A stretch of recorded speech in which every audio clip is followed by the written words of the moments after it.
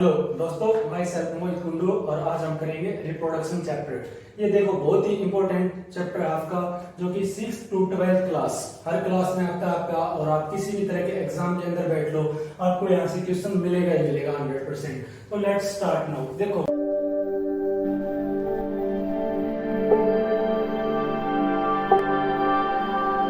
जो रिप्रोडक्शन होता है इसको हिंदी में आप क्या बोलते हो भाई? जनन। क्या होता है? जनन।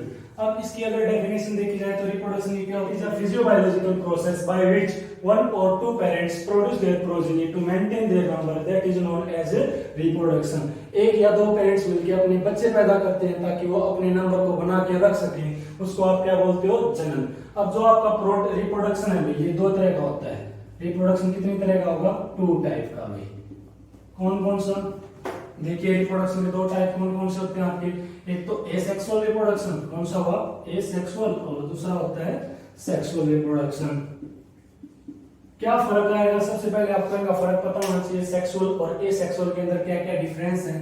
तो देखिए let's start now with their difference. तो जो एसेक्सुअल रिप्रोडक्शन होता है इसके अंदर आपको 1 पेरेंट की रिक्वायरमेंट होती है, 1 पेरेंट रिक्वायर्ड। जबकि सेक्सुअल के अंदर क्या होगा? आपको कम से कम 2 पेरेंट्स की रिक्वायरमेंट होगी भाई। तो 2 पेरेंट्स रिक्वायर। यहां पर क्या होती है भाई? ये आपकी बहुत ही सिंपल प्रोसेस होती है। ये सेक्सुअल रिप्रोडक्शन क्या होती है? Simple process. जबकि जो आपकी ए सेक्सुअल रिप्रोडक्शन सिंपल होगी तो ये कैसी हो जाएगी? आपकी कॉम्प्लेक्स प्रोसेस। और ये क्या होती है आपकी? Less time consuming process.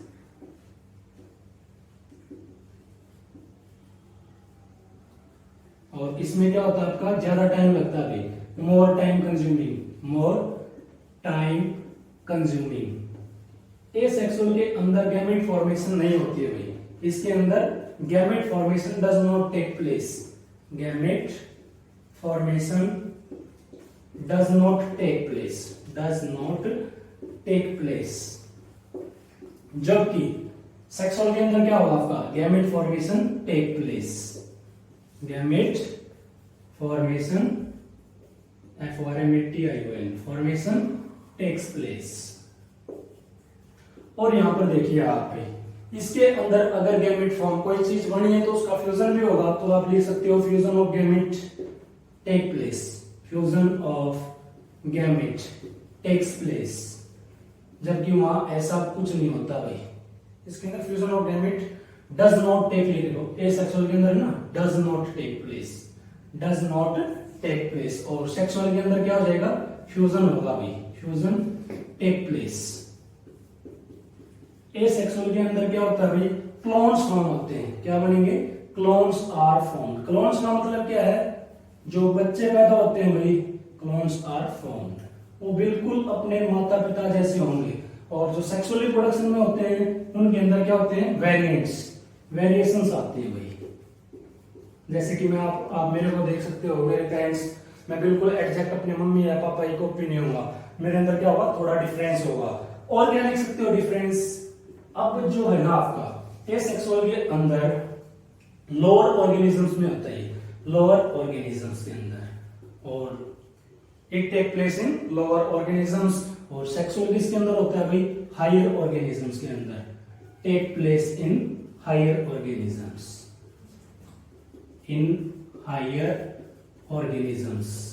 मेरे ख्याल से इतने एग्जांपल काफी, आप और भी ज्यादा लिख सकते हो, 8 10 15 जितना आपका मन करे। मैं लास्ट पॉइंट लिख रहा हूं ये आपके रिगार्डिंग। ये क्या आ जाएगा? एग्जाम्पल। जैसे कि अमीबा, ये क्या लिख दिया? अमीबा। और यहां पर एग्जांपल आप लिखोगे तो क्या लिख सकते हो? जैसे कि एलिफेंट, काउ, ह्यूमन बीइंग्स। ये सारे किसके अंदर आ जाएंगे? आपके सेक्सुअल रिप्रोडक्शन के अंदर। तो देखिए इसको हिंदी में आप क्या बोलते हो? अलैंगिक जनन। इसको क्या बोला जाता है? अलैंगिक जनन। और जो आपका सेक्सुअल था इसको क्या बोलते हो आप? लैंगिक जनन। अब हिंदी में भी देख सकते हो आप इसको कि इसके अंदर तो क्या है? बहुत ही साधारण ये एक प्रक्रिया है। और ये क्या है? एक कॉम्प्लेक्स प्रक्रिया होती है आपकी। इसमें क्या? 1 पेरेंट की रिक्वायरमेंट होती है, इसमें 2 की। और इसमें क्या होता है, कम टाइम लगता है, उसमें ज्यादा टाइम लगेगा भाई। इसके अंदर गैमेट फॉर्मेशन की जरूरत ही नहीं होती, जबकि यहाँ पर गैमेट फॉर्मेशन होगी। गैमेट फॉर्मेशन हुए ही नहीं तो फ्यूजन की जरूरत नहीं होगी, यहाँ पर फ्यूजन होगा। यहाँ पर बिल्कुल आपके क्या क्लोन्स बनते हैं, वहां पर वेरिएशन आती है। ये लोअर ऑर्गेनिज्म के अंदर होगा और ये हायर ऑर्गेनिज्म के अंदर होगा। इसका एग्जांपल अमीबा है और ये क्या आपका एलिफेंट, काउ और ह्यूमन बींग्स। और अब हम करेंगे टाइप ऑफ एसेक्सुअल रिप्रोडक्शन। अब देखेंगे हम एसेक्सुअल रिप्रोडक्शन के टाइप। तो सबसे पहले हम जिक्र करेंगे भाई फिजन का। किसका जिक्र करते हैं, फिजन। और दूसरा क्या होता है आपका बडिंग। एक फिजन हुआ, दूसरा बडिंग हुआ, तीसरा क्या लिखेंगे फ्रेगमेंटेशन, और फोर्थ क्या होगा भाई, फ्रेगमेंटेशन के बाद आता है आपका रीजनरेशन। रीजनरेशन, और एक लिख सकते हो आप वेजिटेटिव प्रोपगेशन, वेजिटेटिव प्रोपगेशन, और क्या हो सकता है अभी, स्पोर फॉर्मेशन, स्पोर फॉर्मेशन। और कई दफा ना भैया आपका जो टिश्यू कल्चर है हम उसको भी इसी के अंदर लेते हैं, टिश्यू कल्चर। ये सारे किसके अंदर आते हैं, आपके एसेक्सुअल रिप्रोडक्शन, या आप इसको एलेम्बिक जनन बोल सकते हो। ठीक है, फिजन में देखो आपने पढ़ा होगा कि जो एक ऑर्गेनिज्म है भाई वो दो के अंदर ब्रेक हो जाती है। फिजन में क्या हुआ, जैसे कि फॉर एग्जांपल लेके चलो समझने के लिए, अमीबा है आपके पास, ये एक अमीबा था, इसका जेनेटिक मटेरियल क्या हो जाएगा, साइज में बढ़ जाएगा भाई।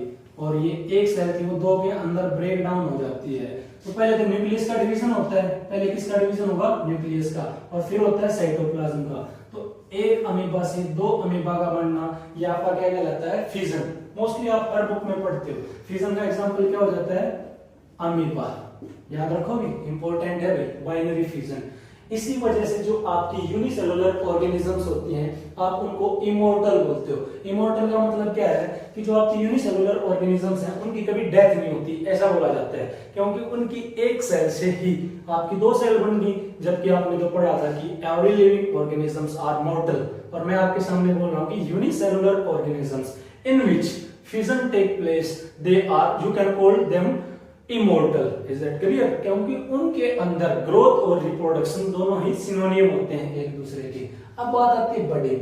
बडिंग में क्या होता है, कोई भी एक ऑर्गेनिज्म होती है भाई, और उसका जो आपका मान लो यीस्ट है, यीस्ट है, इसके ऊपर एक मास ऑफ सेल ग्रो कर जाएगा जिसको आप क्या बोलते हो, बड। अब ये बड ग्रो मैच्योर होने के बाद इससे डीअटैच हो जाएगा और ये एक नया ऑर्गेनिज्म फॉर्म कर देगा। तो इसको आपने किस नाम से जानोगे, बडिंग। और बडिंग का एग्जांपल क्या होगा, यीस्ट। याद रखोगे, इंपॉर्टेंट है भाई, मोस्टली हर दफा एग्जामों में पूछे जाते हैं कि यीस्ट के अंदर क्या होती है, बडिंग। फ्रेगमेंटेशन के अंदर क्या होती है भाई, कोई भी लिविंग ऑर्गेनिज्म का बॉडी पार्ट टूट गया है भाई, लॉस्ट बॉडी पार्ट। देखिए, lost body part of organism, lost body part of organism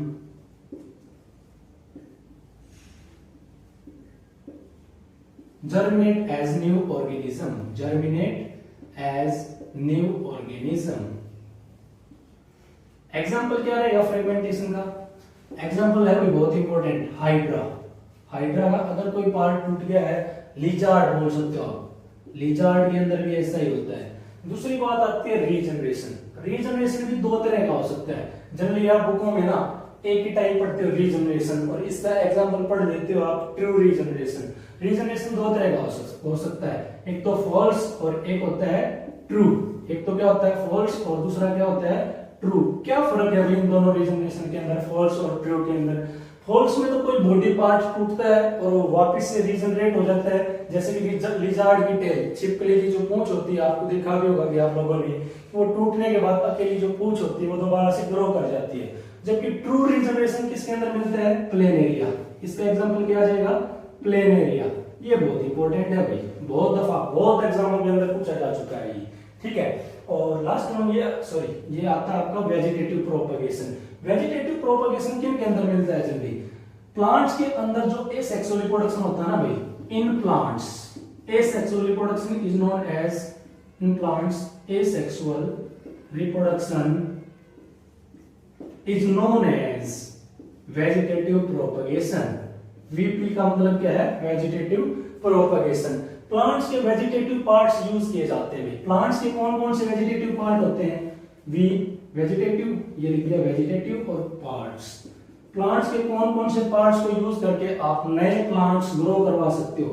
plants की लीफ यूज कर सकते हो, प्लांट्स का स्टेम यूज कर सकते हो, प्लांट और क्या यूज कर सकते हो आप? रूट। इन चीजों का यूज करके आप नया प्लांट बना सकते हो।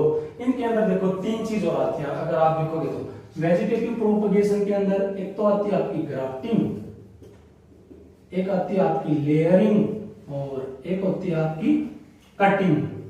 ये सारे वर्ड आप लोगों ने सुन रखे होंगे, आप इनसे फैमिलियर हो।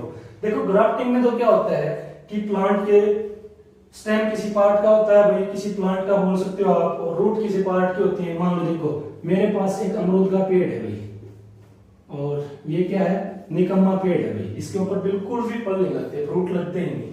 और मेरे पड़ोसी जो पंकज सर, आप जानते होंगे भाई, मोस्टली वीडियो साथ मिलती हैं आपको उनकी, तो क्या है, उनका जो अमरूद है भाई, उनके अमरूद के ऊपर बहुत अच्छे अच्छे फ्रूट लगते हैं। और मैं क्या चाहता हूँ भाई कि उनके प्लांट की तरह ही मेरा प्लांट भी क्या दे? फ्रूट दे। तो मैं क्या करूंगा, इसको ऐसे कट करके भाई इस पार्ट को फेंक देंगे, और जो पंकज सर का प्लांट है उसको आपने क्या किया, इसको उठा के हम इधर इसके ऊपर लगा देंगे ये वाला पार्ट, और फिर इसको आप क्या कर दोगे, आप काऊ डंग या बफेलो डंग, गाय या भैंस का गोबर लेके आप क्या करोगे भाई कि रैप कर दिया, फिर आपने वो लगा के फिर आपने रैपिंग कर दी है। कुछ टाइम बाद आपके दोनों स्टेम थे ये आपस में जुड़ जाएंगे। ये तो आते हैं ग्राफ्टिंग के अंदर। अब बात आती है कटिंग। कटिंग में जैसे कि रोज में आपने देखा होगा कि कलम कैसे लगाते हैं, तो आपने कटिंग की, कटिंग करके आप क्या करते हो, डायरेक्ट स्टेम को आप सोइल के अंदर लगा सकते हो और उससे आपका नया प्लांट बन जाएगा। लेयरिंग किसके अंदर होते हैं? नींबू, सिट्रस जो प्लांट होते हैं उनकी एक ब्रांच को आप नीचे की तरफ झुकाओ, जैसे कि ऐसे नीचे झुका दिया, फिर ऊपर उठा दो, और जो नीचे झुकाया पार्ट है उसके ऊपर आप सोइल डाल दोगे तो नीचे से आपकी रूट्स निकल जाएंगे। Is that clear? ये तीनों बात समझ आए भाई। अब स्पोर फॉर्मेशन क्या होती है भाई, ये थोड़ी सी इंपॉर्टेंट बात है। अनफेवरेबल कंडीशन के अंदर कुछ ऑर्गेनिज्म स्पोरेंजियम फॉर्म करती हैं। स्पोरेंजियम का मतलब क्या है? जैसे फॉर एग्जांपल सर्दी आ गई भाई, सर्दियों में हम क्या करते हैं, अपनी जैकेट लेके आते हैं ना, जैकेट डालने के बाद क्या होता है, हमें सर्दी नहीं लगती है। वैसे ही जो आपकी ऑर्गेनिजम्स हैं वो भी स्पोर फॉर्म करती हैं स्पोरेंजियम के अंदर, ताकि अनफेवरेबल कंडीशंस में वो अपने आप को सरवाइव कर सकें। हम भी तो यही करते हैं, गर्मी लग रही तो क्या किया, एसी ऑन कर ली, ठीक है, और सर्दी लग रही है तो क्या किया, जैकेट डाल ली, ठीक। अपने आप को अनफेवरेबल कंडीशंस में बचाने के लिए कोई ना कोई हर तरीका, मतलब कोई ना कोई ऑर्गेनिज्म अलग अलग तरीके अपनाती है, और स्पोर फॉर्मेशन भी ऐसा ही तरीका है जिसमें स्पोर फॉर्म किए जाते हैं, ठीक है। और इसके अंदर क्या होंगे, स्पोर फॉर्म होते हैं, spore are formed into sporangium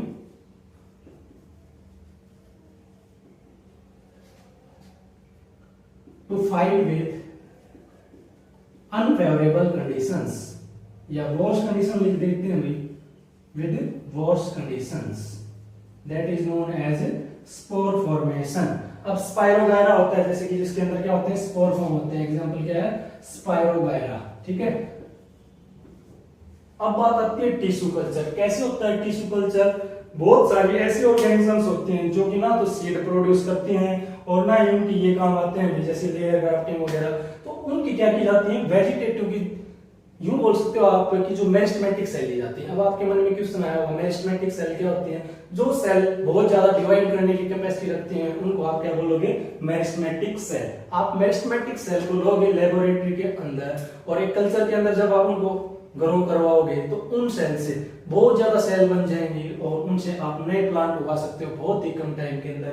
उसको आप क्या बोलोगे भाई, टिश्यू कल्चर। और हम अब बात आपका रहता है सेक्सुअल रिप्रोडक्शन, जो कि हम नेक्स्ट वीडियो के अंदर करेंगे। Thank you. Physiological process, it is a physiological process by which one or two parents produce their progeny, one or two parents produce their progeny, parents produce their progeny to maintain their number,